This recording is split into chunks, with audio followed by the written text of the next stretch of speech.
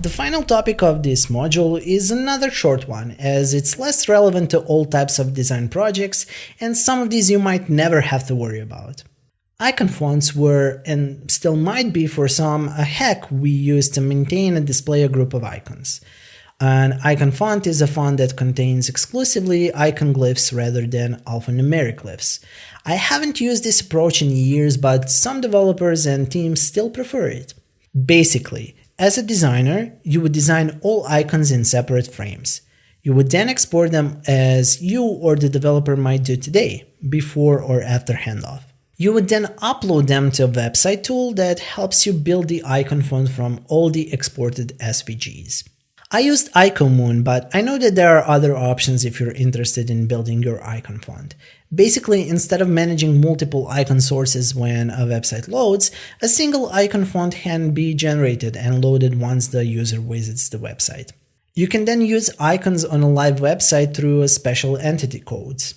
It took a lot of time and effort to manage an icon font, and it wasn't an optimal thing for us as designers, as you would often have to know or copy those codes to use them correctly in your designs. As soon as you need to add another icon to your icon font, you need to export it, upload it, edit the current version of the icon font file, save it, and then share it with developers. They would then have to re-upload it to the server for the icon font to be able to be used in the live product. Another thing designers needed to care about a lot more previously are so-called web-safe fonts. Web was a lot more limited, and the ideal custom typeface you selected might not load correctly for each user. And since we all cared more about load times of websites, the best alternative was to design with web-safe fonts in mind. A lot has changed since, and the only area where I now care about web-safe fonts are emails and newsletters. Some email clients are worse than others, and it's often safer to choose fonts that are considered safe for emails. Web-safe fonts are still an okay thing to consider as a fallback. For example, if for some reason your typeface doesn't load, what alternative should the browser display? The most basic thing would be to fall back to any kind of serif or sans serif alternative the device supports. However, all of this doesn't mean that you should not consider web-safe fonts for your projects at all.